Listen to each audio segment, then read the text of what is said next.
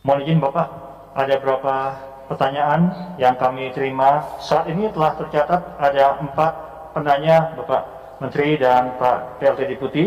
Yang pertama dari Dita, dari majalah Sindo. Pertanyaannya adalah berapa jumlah total dan rincian formasi yang dibuka tahun ini? Apakah artinya rekrutmen P3K tidak akan mencapai 1 juta sebagaimana yang ditetapkan? Kemudian dari Tony, ini ASN, pertanyaannya bagaimana dengan kesiapan sistem dalam seleksi CASN tahun 2021? Kemudian yang ketiga dari Hadesa,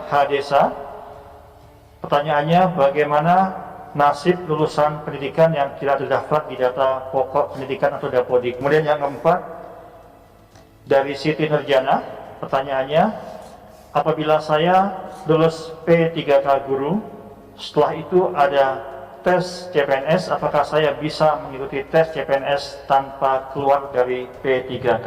Dan kemudian ada yang kelima dari Sanjari Kusuma.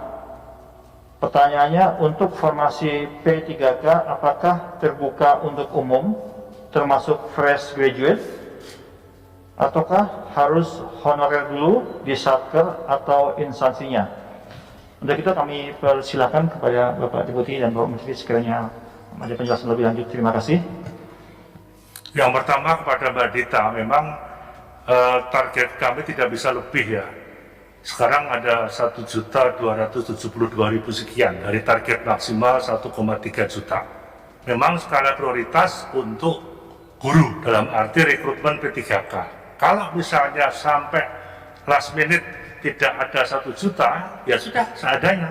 Nah, sisanya kita alokasikan untuk tahun anggaran berikutnya 2022. Itu kami sudah terus minta, karena ini kan kebutuhan yang paling utama ini kan guru. Baik pemerintah daerah maupun Kemendiknas juga sudah terus kita rapat dengan Menteri Keuangan, sudah ada alokasi dana bisa 1 juta, yang 300 adalah CPNS yang lain sesuai kebutuhan. Kalau nggak sampai, ya nanti kita alokasikan untuk tahun depan. Berikutnya Pak Teguh silakan, yang teman-teman di luar dari pers. Baik, terima kasih Pak Menteri. Memang sampai seperti dikatakan oleh Pak Menteri, sampai last minute kami menunggu usulan yang dari daerah yang belum mengusulkan. Dari 30 kemarin yang kita undang untuk melakukan pembahasan mengenai mereka, usulan mereka, ternyata baru 17 yang masuk lagi. Artinya kita sudah optimal pada sampai dengan detik ini sekitar 652.803. Artinya masih ada sisa yang tidak terisi. Saya kira kita harus berjalan terus tanpa harus menunggu waktu, dan tentunya sisanya ini akan kita geser ke tahun 2022 sebagaimana disampaikan oleh Pak Menteri tadi.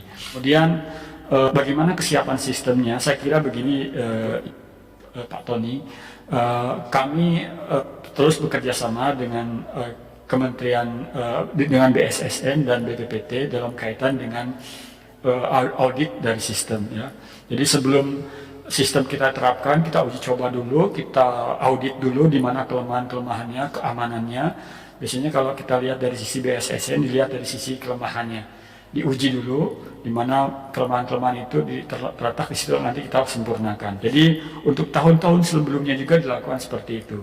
Kementerian yang berperan dalam kaitan dengan ini adalah BPPT dan BSSN. Ya, jadi kami terus berkoordinasi dengan mereka, baik untuk sistem yang digunakan di Kementerian Pendidikan dan Kebudayaan maupun sistem yang digunakan di Kementerian di BKN. Itu kira-kira.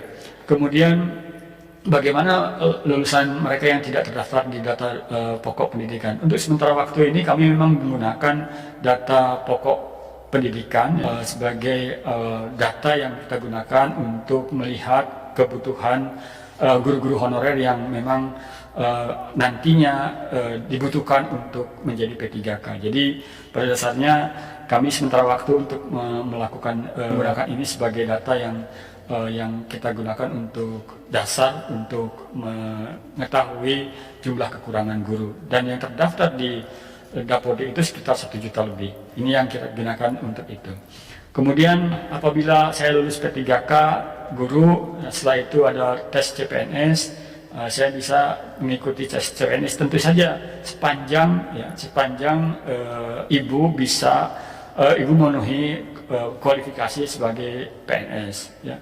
Bisa saja, tapi jangan dulu keluar sebagai P3K ya, ikut dulu tes CPNS, begitu selesai semuanya, begitu terima PNS, maka silahkan berpindah, beralih gitu. Jadi jangan dulu diputus dulu kontraknya. Tapi tentunya ketika tetap dalam kontrak, tentunya Ibu tetap dituntut untuk bekerja sesuai dengan kinerja yang diinginkan. Kemudian yang terakhir coba di atas. Yang nomor 5 itu terkait dengan Untuk formasi P3K apakah terbuka untuk umum, termasuk fresh graduate, ataukah harus honorer dulu di satker atau instansinya? Ada tambahan lagi Pak, yang ke-6 Pak, ini baru masuk, apakah setelah mendaftar dari Yondri Immanuel, pertanyaannya apakah setelah mendaftar sekolah kedinasan juga bisa mendaftar CPNS? Silakan Pak. Ya, baik. Yang pertama adalah untuk guru, untuk formasi guru P3K itu saya kira pendaftaran di luar mereka yang tidak terdaftar di Data Dapodik itu tidak diterima. Artinya khusus untuk mereka yang terdaftar di Data Dapodik. Ya, itu yang saya kira yang dilakukan untuk P3K. Tapi P3K juga di luar guru ini juga dibuka untuk jabatan-jabatan lain. Ada sekitar 70.000 guru tenaga P3K yang dibuka, ya, atau 21.000 yang tenaga P3K yang dibuka itu berbagai jabatan. Silakan kalau memenuhi syarat untuk itu, silakan bisa masuk ke situ. Ya, satu lagi barangkali ya kalau untuk sekolah kedinasan tentunya ini adalah lulusan SMA gitu, lulusan SMA. Jadi saat ini memang di tingkat di CPNS, untuk CPNS itu kita batasi untuk lulusan SMA. Jadi saya kira kalaupun ada itu saya kira tidak terlalu banyak gitu ya. Sehingga kalau mendaftar di sekolah kedinasan saya kira lebih baik fokus ke sana dulu. Saya kira demikian Pak. Terima kasih. Baik, terima kasih Bapak Teguh atas penjelasannya. Maaf, ada tambahan dari Bapak Menteri, kami persilakan Bapak. Yang pertama, mohon teman-teman media dan teman-teman calon CPNS untuk bisa sharing bahwa hati-hati terhadap siapapun, perorangan, kelompok mengatasnamakan siapa yang sifatnya calo.